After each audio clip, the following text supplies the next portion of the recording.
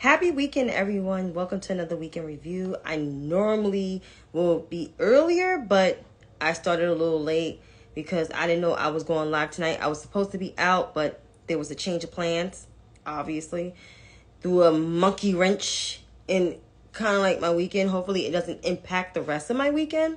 So I'm just going to come here with some stats. Come along your way. I won't be long before you. So here it is. According to the World Health Organization, also known as WHO, the global stats for COVID-19 as of last week, within the last 7 days, the world had received 15,353 new cases. So there were new cases, over 15,000. Overall, there are 771,151,224 cumulative cases of COVID-19. In terms of the fatalities here, we have 6,960,783. So I'm going to repeat those numbers again. For the last 7 days, we had over 15,000 new cases of COVID-19. Overall, we have 151,224 cumulative cases around the world, and almost 7 million people have succumbed to this virus. Now, in terms of the United States, we have not been reporting our cases, but we still got the highest cases on the globe. So as of our cumulative cases, it's 103,436,829.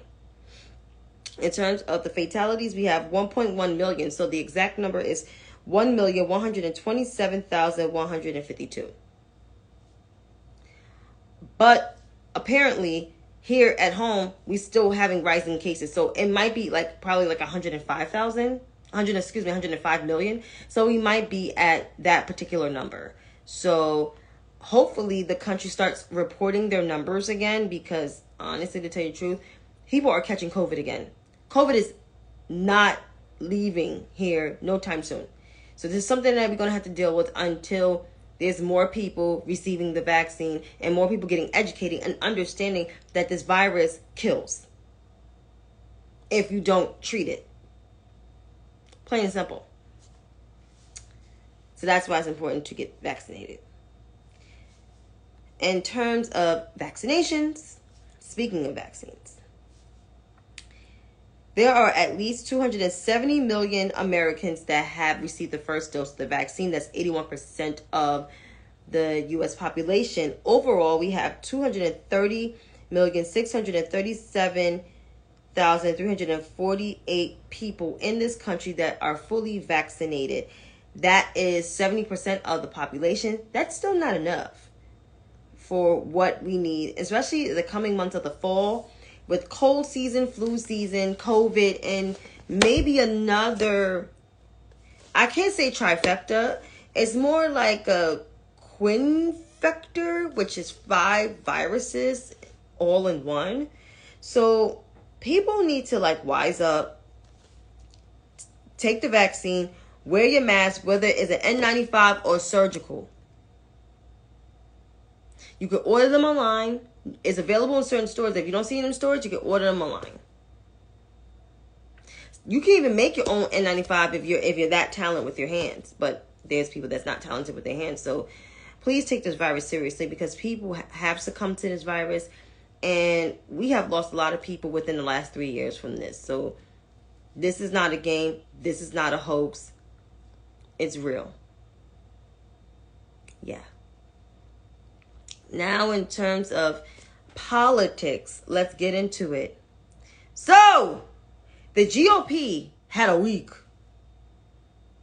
Starting last week on Saturday, the government has not shut down thanks to Democrats. And I want to read the stats on how many people voted to keep the government open last Saturday, because last Saturday was the deadline.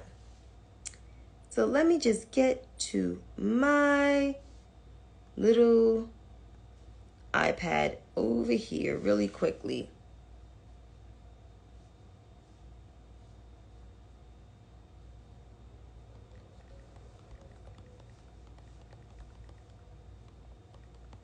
keep the government alive.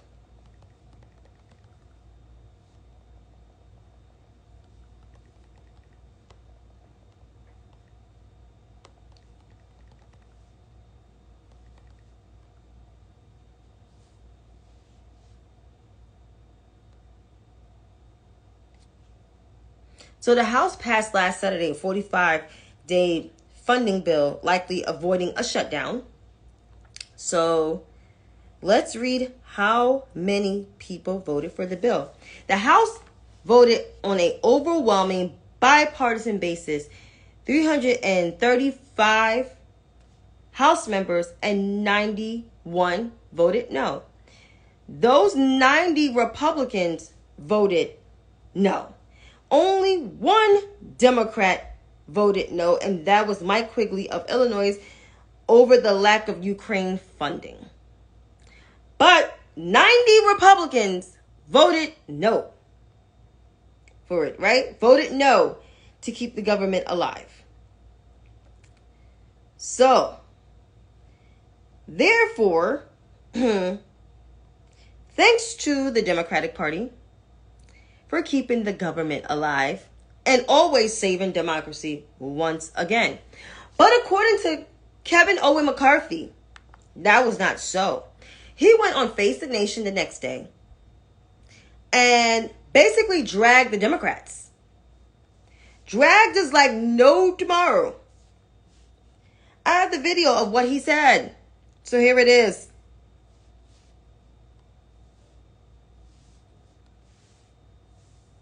On the floor to make sure that were you confident we wouldn't shut down? I was confident I could get something on the floor to make sure the option that we would not. But that you our weren't sure it was military gonna pass. Well, I wasn't sure it was going to pass. You want to know why? Because the Democrats tried to do everything they can not to let it pass. They did Democrats were the ones who voted for this in a larger number than Republicans to keep the continuing resolution alive. Did you watch the floor yesterday? Oh, yes. Okay. 90 Republicans voted against it. Okay, so let's walk through what actually happened. First of all, the Democrats stood up and did dilatory actions, asked to adjourn. So was that supporting to adjourn? Then they used the magic minute. They went as far as pulling the fire alarm, not to try to get the bill to come up. The Democrats stick together, but they did not want the bill. They did not. They were willing to let government shut down for a military. Obviously, Kevin is that dumb. So first of all, Democrats, all the Democrats in the House, like the 212 of them, voted for the bill, except, 211 or 212, because I think it's 213, except Mike Quigley because of the lack of Ukraine funding. All the Democrats voted for the bill with the lack of Ukraine funding because they know like there's not going to be no bipartisan consensus over that. They took the L for that, but they still voted to keep the government open because people's checks, government checks, food stamps, people getting paid that work for the government, their congressional aides. I mean, like, they did what's best for the country. They put their politics, they put the country first over their politics and party. Kevin is a liar, a whole ass liar. Because if Kevin McCarthy would have cared about the country, he would have got those 90 Republicans that voted against the bill to vote for the bill. It should have been a unanimous consensus. But 90 of his caucus members voted no for it, while all of the Democrats, except one, voted for the bill despite the fact that they were taking an L for the lack of Ukraine funding. But they put the country over their party politics because they realized people got to get paid, including Social Security checks, VA checks, VA health care, SNAP benefits, congressional aides got to get paid, government employees that work in the building that work for the government got to get paid. They got to pay their bills because everybody's living paycheck to paycheck. Ooh, thank you, Republican Party, for the trickle-down economics that you bestowed upon this country for many years to come. So Kevin is a liar. And he's not trustworthy. Because all of this started because of Kevin bailing out, backing out of a deal that he made with the administration back in the springtime. And the deals that he made behind closed doors, knowing good and damn well that even members of his own party wouldn't even vote for that. So Kevin did this to himself. And speaking of people doing things to themselves, since the government has not shut down and he has not given the crazy people in his party what they wanted, Kevin lost his job as the House Speaker. He was voted out against. Democrats was not saving him. And even members of his party, not just only the fringe people, but you got people like Nancy Mace voted against your ass.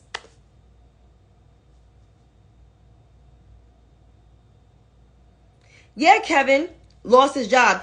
And he said he was going to run for re-election. Turns out, as of today, he's not running for re-election. So, despite the fact that he's never running for Speaker again, he is not running for re-election. Kevin did this to himself. This is nobody's fault but Kevin Owen McCarthy of Barksdale, California, who decided to make deals with the crazy people in his party, then made a deal with the White House, backed out of that deal, trying to play political theater, bit him in the ass, thinking that Democrats was going to save your ass when apparently they were not saving your ass. And especially after you dragged them on TV that Sunday, you thought you was keeping your job as Speaker. Now you got to deal with the crazy ass people in your party. And now you're not even running for re-election.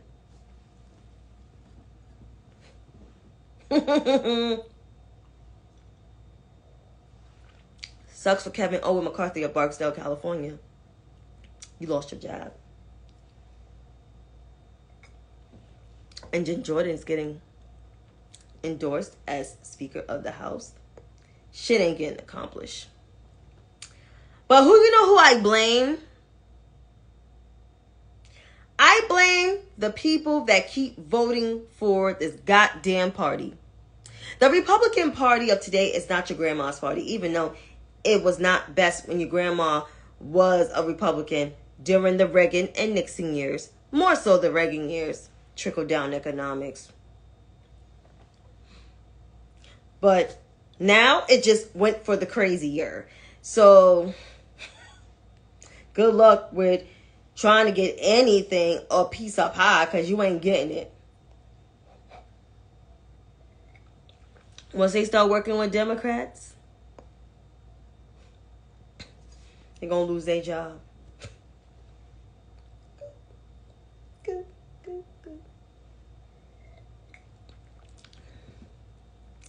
Now on to more GOP stupidness. So you know, these GOP presidential candidates are a joke. We all know that Bum might get the nomination, but just in case if he don't get it, I don't see any of them on the stage worthy to debate the president. Everybody's saying Nimrata is rising in the polls, yada, yada, yada.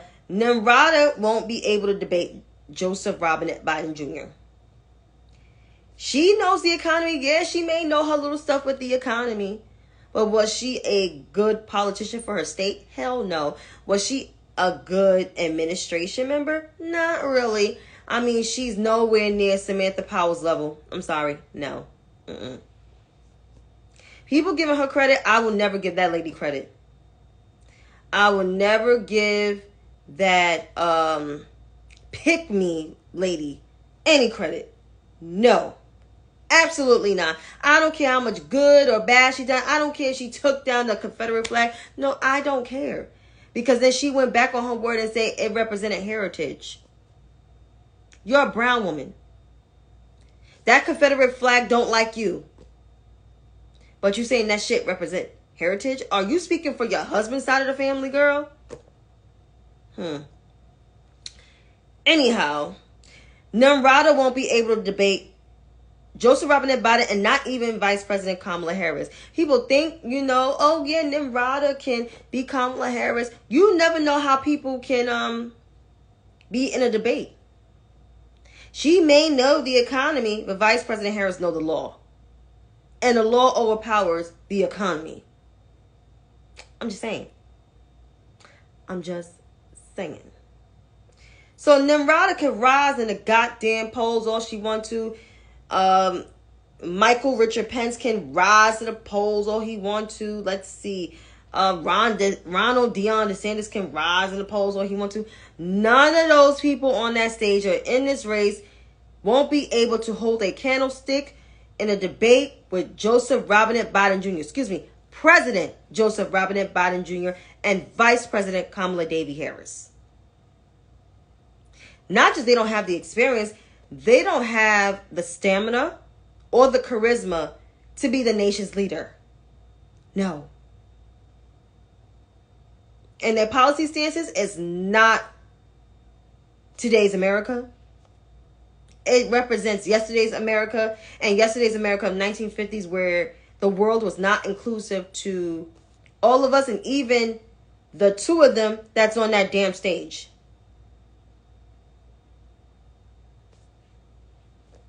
Just saying. Now on to Democrats. You know, there's people that don't want the president to run. He's old and they think the vice president is unpopular, which, you know, she is energizing Gen Z and younger black women around in their 30s. That includes me. And inspiring the LGBTQ plus community. You know, she has a coalition. She does. And the president has a coalition. If anything, I'm excited for this ticket because this ticket actually saved me. And also, you know, are making me pay less money a month for my student loans. And could possibly cancel the rest of my student loans. So thank you, Biden and Harris. I mean, what you guys have done, put a curb on this virus, made the vaccine available and still available and accessible to people, doing roads and bridges. The roads around my building is being done right now. Let's see. Access to baby formula when there was a baby formula shortage, making the internet much stronger in urban, rural, and suburban communities, even when you're on the road. What else? Job creation, rising in your paychecks. And yes, we are dealing with a recession. But it could have been worse. It could have been a lot worse under that bum if he was still in office. And there's stuff to be fixed. Everything is not completely fixed yet. That's why it's important to elect them to finish the job, because they still have work to do. And the country is hella divided. So the administration and the leaders that I see that are formidable and that can get the job done is President Biden and Vice President Harris. And people keep casting the president, saying that he's too old and he won't survive. He'll outlive most of the people on that Republican stage. I can tell you that much. And the president has stamina. And so does the vice president. They are the quintessential leaders of our country, and they what we need right now. So therefore, Biden and Harris all the way. Cheers to that. And just to you disgruntled liberals out there, you know who you are, and you know who I'm talking to. I need you guys to have conversations with others that are fluent in politics, to understand what the Biden and Harris administration has done for you. If it wasn't for them, you wouldn't have been able to get the vaccine for free. From your local CVS all the way up to the hospital. You won't be able to have $1,400 in your pocket. Extra money to feed your children, which raised 50% of children out of poverty, black and brown children. Your roads and bridges being fixed, your internet. Student loans being forgiven if you work in public service, nonprofit, or teacher. Or you went to a horrible school and your loans got forgiven, or you have a disability and you're disabled and your loans were forgiven. protecting marriage equality, protecting interracial marriage cannot go on. Because there's a lot that they have done. So when people say, I don't want to vote for this ticket, I want a Gavin Newsom, guess what? Gavin Newsom is not running. Gavin Newsom is a surrogate for the Biden and Harris administration. And so is Gretchen Whitmer. They're not going to go against their party. Because why? Because they're institutional and blue dog Democrats. They're not a reject Kennedy child. They're not a crystal ball lady. And they're not the same jacket wearing ass dude. Because those three are not Democrats. Democratic Party is united and we stand strong together. We are going to be working on that messaging, but we stand strong, and we're the ones that are the pillars that are fighting for this country. Unlike the grand old party, also known as the Republican Party, also known as the party of Donald Trump. So there you have it, folks. I was short and I was sweet tonight. You guys have a good and blessed night.